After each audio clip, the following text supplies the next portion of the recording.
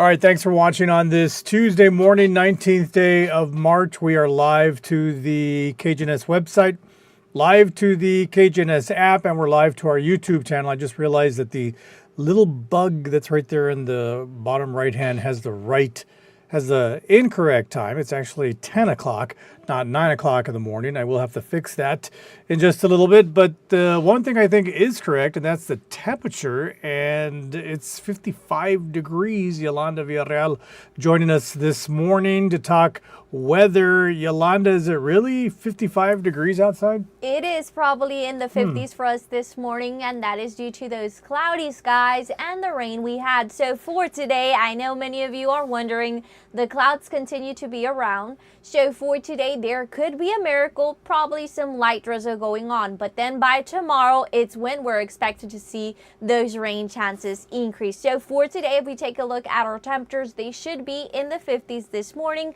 but it's going to be a pleasant day. It's the start of spring, officially the start of spring. So our temperatures right now are ranging in the 50s across Texas. Amarillo 51, 52 for El Paso, San Antonio 54, 51 for Dallas, 57 for Houston, mainly everybody in the 50s. Then we do see McAllen as well in the 60s, and also Brownsville. So for us for this morning, we're ranging in the 50s. 56 is our current temperature, just off by a bit, 55, right, Ruben? And now moving on to our viewing area, we also see those temperatures ranging in the low to upper 50s all the way down into Falcon Lake and Zapata.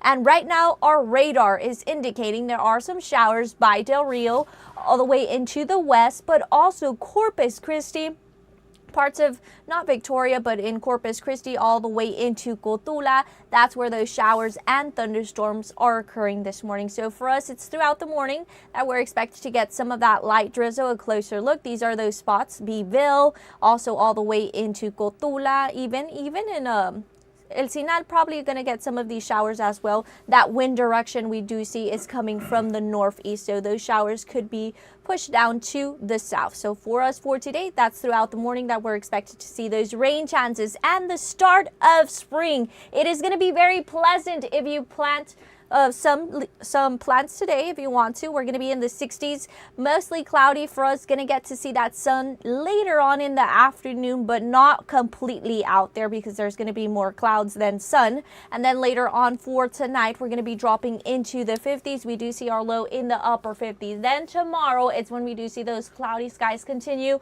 those rain chances being at a 40%, continuing into Thursday. Also notice that Thursday and Friday, our temperatures are going to be very warm, near that 90-degree mark, and Thursday starting off with that 50%, then decreasing into that 20 as we head into the afternoon hours. Our lows are also going to be increasing. So over the weekend, I know there's going to be many events going on for us here in Laredo. The Bola Blanca golf tournament also will be on Saturday, and the Jamboozy. If you're going to be out there in the morning, we do see those temperatures are expected to range in the 60s, but then in the afternoon, it is going to get very warm. For Saturday, high in the upper 80s, mostly sunny and breezy. Then get ready for next week, above normal temperatures, where highs could be in the 90s. For Monday, we do see mostly sunny and a high of 90 with breezy conditions. So starting off the week cool, Ruben, then ending the week with very warm temperatures. Actually, I almost turned on the heater yesterday. You did? You almost did. Almost. And then I thought, what's the point? Because it's just going to warm up again. And then Easter is also around the corner. It's on Sunday, weekend. March 31st. Yeah, next weekend. So today's the first day of spring. Yes, astronomically. What does that mean, Yolanda? So astronomically means with the calendar. So we go with the calendar. The months go with the calendar. And then for meteorologists, meteorologically, it's the 1st of March. They say the difference is because of the temperature range. The difference in temperatures, they're measuring that. So that's why it's astronomically and meteorologically. That's the difference of both of them. I know. Makes no sense to me. Yeah, I know. If right. you ask somebody, that's what they're going to say, a meteorologist. All right, Yolanda, thank you much. We'll see you. Well, you'll be on KGNS. You'll be on Telemundo, I should say, at 11 o'clock, Telemundo en tu casa, and then I'll see you on KGNS News at noon. Okay, see you later. Thanks, Yolanda. We'll see you in a bit. Okay.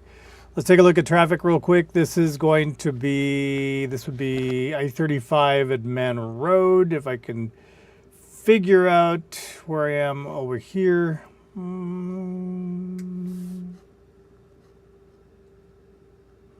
Huh. You're somewhere. Yeah, I'm somewhere. Oh, there we are. I can find it. All right, there's I-35 at Man Road. Still looks pretty cloudy this morning. A little bit of traffic on the access there that's in the mall area. A little further down from the mall. Traffic on I-35, not too bad. So, all right, I'm going to take a quick break. We'll be back with some news for you on this Tuesday morning. Thanks for watching the KGNS Digital News Desk.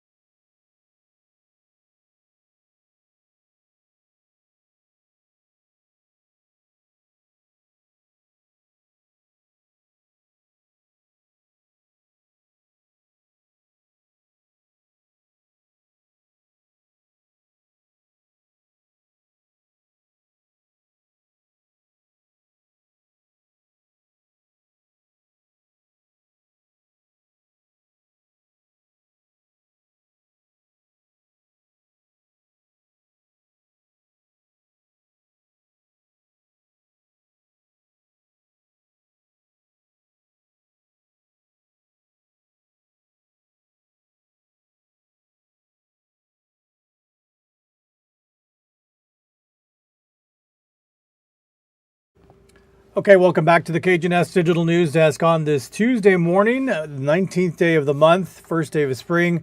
Appreciate you tuning in. We're going to get into some news this morning, starting with a package from La Garza. The Supreme Court has extended the temporary hold on Texas immigration law SB4, which allowed police to arrest migrants who illegally crossed the border from Mexico, was originally set to take effect March 10th. But it is now blocked indefinitely, giving all 9 Supreme Court justices time to figure out what steps to take next. Our La Garza spoke with an immigration attorney about what this all means for undocumented immigrants as Texas Senate Bill 4 remains in limbo. It's been months of uncertainty for those living undocumented in the state of Texas. Senate Bill 4 was passed in late 2023. The bill was originally scheduled to take effect March 5, but has been challenged ever since. The latest developments came Monday afternoon when Supreme Court Justice Samuel Alito extended an order barring Texas officials from detaining and jailing immigrants suspected of crossing the U.S. southern border. Silvia Mintz, an immigration attorney in the state of Texas, believes this will affect all Hispanics in the state, whether they are undocumented or not. It will affect everyone, right? Because the police can assume that because you look Hispanic, you don't have papers, and they may detain you and take you until you can prove that you are legally in the United States. Mintz says the biggest impact will be felt by mixed status immigrant families. According to the Center for American Progress, there are nearly 2.7 million people who have at least one person who is undocumented in their family, and over 1 million children in the state have at least one family member without documentation. Mintz says that even if a person doesn't have a legal status, they are still protected in a way through the U.S. Constitution. You have the right to remain silent. You don't have to speak. You don't have to tell the officer where you were born, if you are legally here. SB4 criminalizes unauthorized migration at the state level, making the act of entering the U.S. outside of a port of entry already a federal offense into a state crime. Mintz adds you can ask the officer if you are being arrested, and if you are, then you have the right to ask for an attorney present while being interrogated. You are in interrogation and you have the right to remain silent and do not incriminate yourself. Also, it's important to remember that in a criminal matter, if you don't have money to hire an attorney will be provided for you at no cost for you, because it's important that all the rights of the person who is being charged are protected. Under SB4, a person found guilty of illegally entering the U.S. outside of a port of entry can be punished up to 6 months, and if a person is found illegally re-entering, they can be charged up to 20 years in prison. For KGNS News, I'm Liseli Garza. Well, SB4 was signed by Governor Greg Abbott in December of last year. It has been challenged by the Biden administration. They say the measure tramples on the federal government's authority to oversee immigration issues. Those who support it, on the other hand, say the federal government has not done enough to secure the border. In other news, 3 people are recovering from a 2-vehicle crash on a South Laredo highway. We brought this to you first here on the digital news desk yesterday morning. It happened around 9 on the southbound lanes of Highway 83 and Mangana-Hine. According to the Laredo Fire Department, 1 man and 2 women were taken to Laredo Medical Center with multiple injuries. Officials say the man and one of the women was in stable condition, while the other woman was in serious but stable condition. No word yet on what has caused that accident. Well, several police cars swarmed a home in South Laredo, leaving many living in the area with more questions than answers. Our Salma Luzano spoke to some residents and shares what police are saying about this incident. Laredo police took in a man for questioning on Monday afternoon in connection to an alleged road rage incident. Ring camera footage provided by a neighbor in Eleden neighborhood showed police near the home after 1 a.m. Monday. That house was raided hours later on Monday morning. However, police told KGNS they were not called to the scene until 5 a.m. this Monday.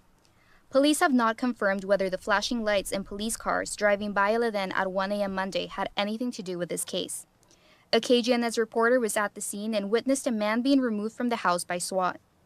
A woman that did not feel comfortable disclosing her name on camera described the situation as frightening. We saw the police that were here at 1 a.m. and they closed the streets. Something was happening, but I don't know what was happening. I am scared. We don't know what is going on, even now. It's already 10 a.m. and I don't know anything. Department investigator Joe Baeza explained officers had gone to the Eleden neighborhood on 5000 Cocoa Lane in cross-section of Soria Drive after a road rage incident in Chihuahua and McClelland. An alleged road rage incident that was recorded last night where there was an alleged use of a weapon. Nobody was injured as a result of it, but there was information that took them to that location and that address.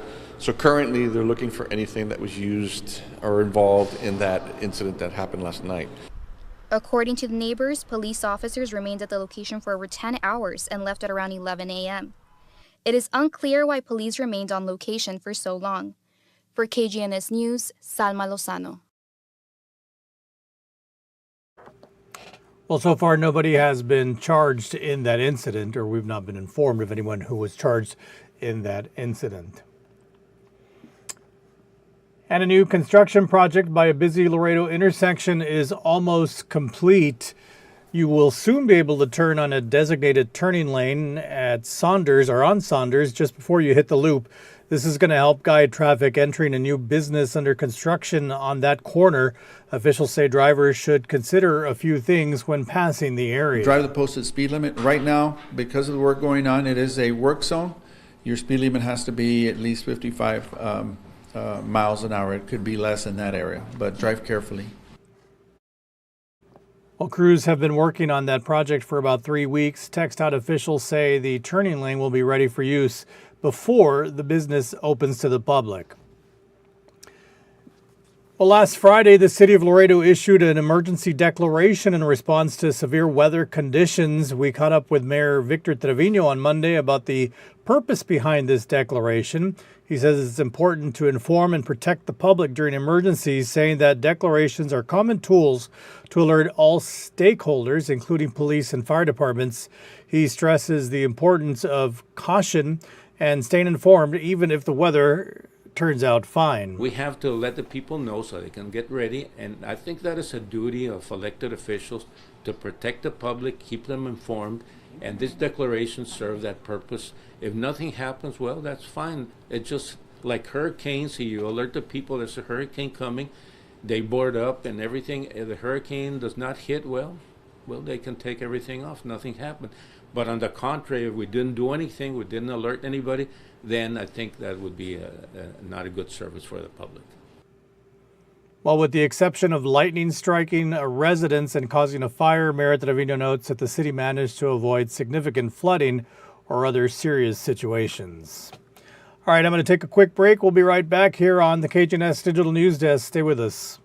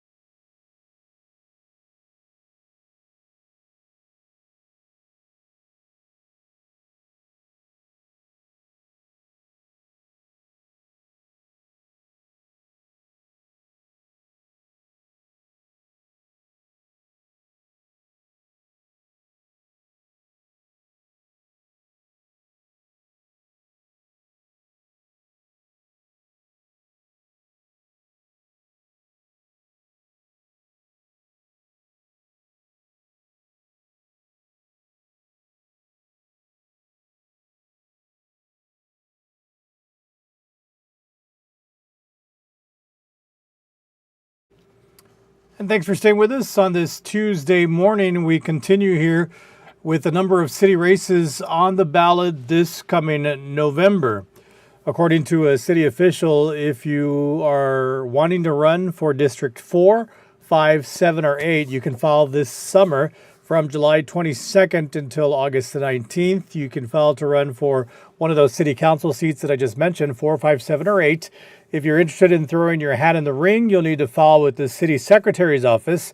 District 4 Council member Alberto Torres will term out following his 8 years serving on the council, which leaves his seat open to a new face. Meanwhile, Districts 5 Ruben Gutierrez Jr.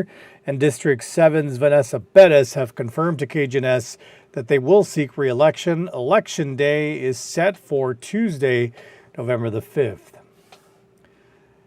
And as the Summer Olympics inch closer, Laredo's boxing pride is getting ready to make her hometown proud. Jennifer Lozano is headed to the 2024 Paris Olympics. She's Laredo's first Olympian, and this summer she'll be representing Team USA in the 110-pound women's boxing division.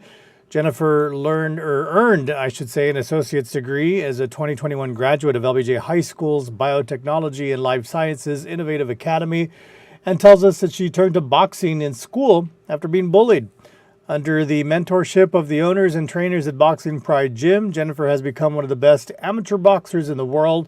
She tells us that she's hoping to have her family join her in Paris to cheer her on. Because they've seen all my sacrifices, they've been through it all with me, my wins, my losses, so having them out there would definitely be everything to me. Being able to show them like that hard work, that dedication, that grit that like I've been showing, I've been doing for years, like, and showing it, proving it to them right in front of their faces, like firsthand, like would definitely be everything to me.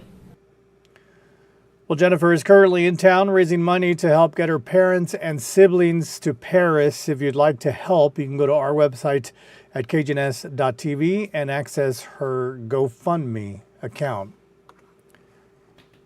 Well, a nonprofit organization that helps families going through challenging times with their newborns in the neonatal intensive care unit is inviting the community to help its cause during an upcoming fundraiser. Allie's Bird Project creates handmade crocheted items such as shoes, clothes, blankets, and beanies for babies in the NICU. Samantha Gonzalez started the project in Laredo after her baby Allie was not able to make it home from the hospital. In order to continue to give back to the families in need, Gonzalez is inviting the community to a fundraiser bowling tournament.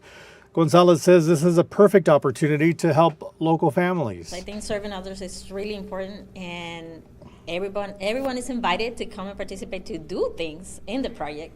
And if you can't, for whatever reason, you're not crafty, but you still want to help, this is an opportunity. You come and have some fun, and at the same time, you're giving back to the community through your fun time and giving us some type of, donation through your registration.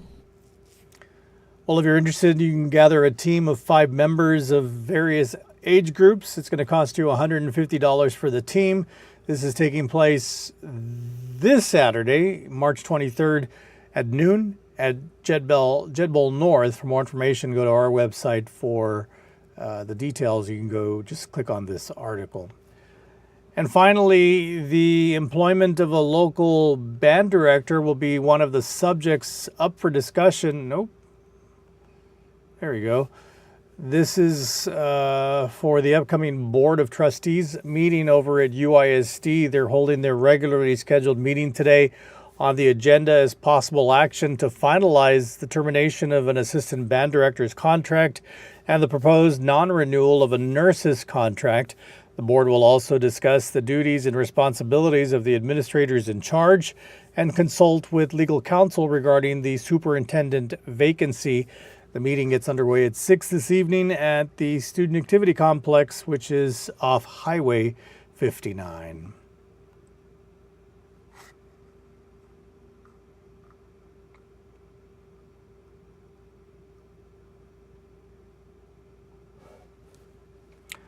All right, that's going to do it for now. I was going to take one last look at traffic. Yeah, we can do that. Let's take one last look at traffic before we go. We'll go back to I-35. No, I'm not logged in.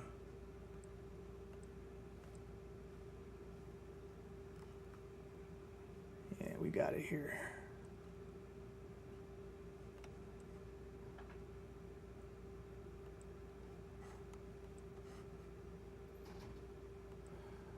All right, this is your traffic live over at I-35. A little further out on 35, that's mile marker 9, and the traffic headed out of town and coming into the Gateway City on this Tuesday morning. So there you go. I will see you on KGNS News at noon. Thanks for watching. Have a blessed rest of your day.